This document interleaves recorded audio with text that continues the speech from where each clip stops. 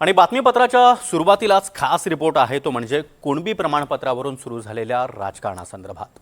मराठवाड्यातील लोकप्रतिनिधींची कुणबी प्रमाणपत्र रद्द झाल्यामुळे आक्रमक झालेल्या मनोज जरांगे यांनी सरकारला खडेबोल सुनावलेत। दुसरीकडे ओबीसी नेते लक्ष्मण हाकेंनी कुणबी प्रमाणपत्र रद्द करण्याच्या कृतीचं स्वागत केलं आणि त्यामुळे जरांगे विरुद्ध हाके असा सामना आता रंगल्याचं पाहायला मिळतंय। दरम्यान सत्ताधारी पक्षाच्या नेत्यांनी जरांगेंची बाजू उचलून धरत हाकेंना मात्र लक्ष केलंय। त्यामुळे हाके विरुद्ध सत्ताधारी असा नवा सामना सुरू झालाय, पाहूया।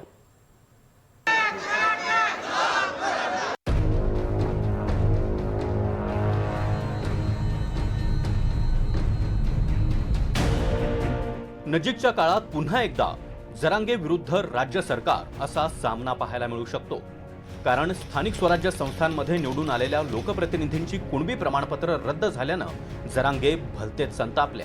येत्या 28 ऑगस्ट पर्यंत हैदराबाद गॅझेट आणि इतर गॅझेटियर्सनुसार नोंदी सापडलेल्या सर्वच्या सर्व मराठ्यांना कुणबी प्रमाणपत्र दिलं नाही तर 29 ऑगस्ट पासून निर्णायक राज्यव्यापी आंदोलन सुरू करणार असा इशाराच जरांगे पाटलांनी दिलाय। हे गोरगरीब ओबीसीला तरी मान्य आहे का? तुकड्यावर जगणारे 4-2 सोडून द्या, परंतु गोरगरीब ओबीसीला तरी मान्य आहे का मिळालेलं मराठ्यांचं हक्काचं आरक्षण रद्द करण्यात यावं? म्हणून 29 ऑगस्टला खूप टोकाचं आंदोलन होणार आहे, खूप टोकाचं। एकीकडे जरांगेंनी आंदोलनाची हाक दिलेली असताना ओबीसी समाजातूनही प्रतिक्रिया उमटू लागल्या। कुणबी प्रमाणपत्र रद्द होणं म्हणजे सत्याचा विजय असल्याचा दावा ओबीसी नेते लक्ष्मण हाके यांनी केलाय। तर कुणबी प्रमाणपत्रांची पुनर्तपासणी करण्याची गरज ओबीसी अभ्यासक मंगेश ससाणे यांनी व्यक्त केली आहे। मनोज जरांगेंनी गेल्या 2 वर्षाच्या कालावधीमध्ये कुणाच्या तरी राजकीय अजेंड्यावर काम केलंय, ते त्यांनी आज बोलून दाखवलंय।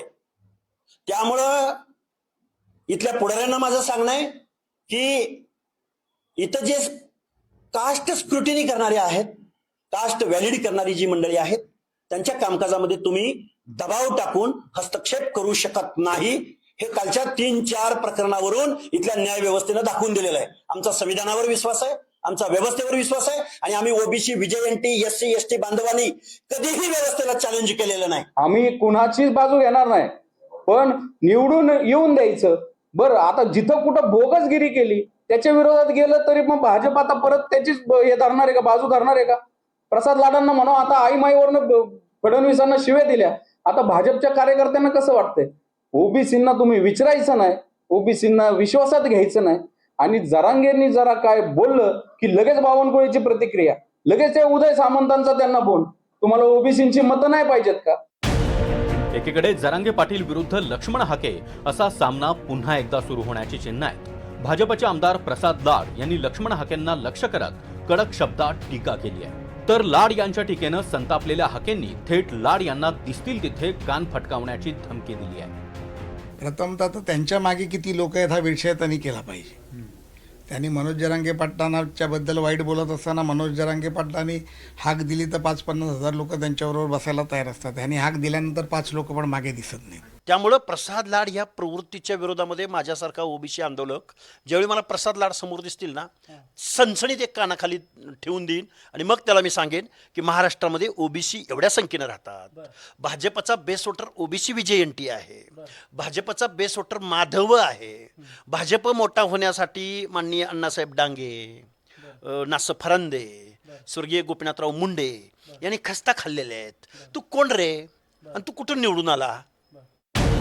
मराठ्यांच्या आरक्षणासाठी पुन्हा एकदा मनोज जरांगे राज्यव्यापी दौऱ्यावर निघाले। या दौऱ्यांच्या माध्यमातून पुन्हा वातावरण तापवण्याचा प्रयत्न आहे। अशातच सत्ताधारी आणि ओबीसी नेत्यांच्या या नव्या वादात कुणबी प्रमाणपत्राचा मूळ मुद्दा बाजूला पडू नये इतकीच अपेक्षा। पुण्याहून अजिंक्य धायगुडेसह मोहसिन शेख, NDTV मराठी, संभाजीनगर।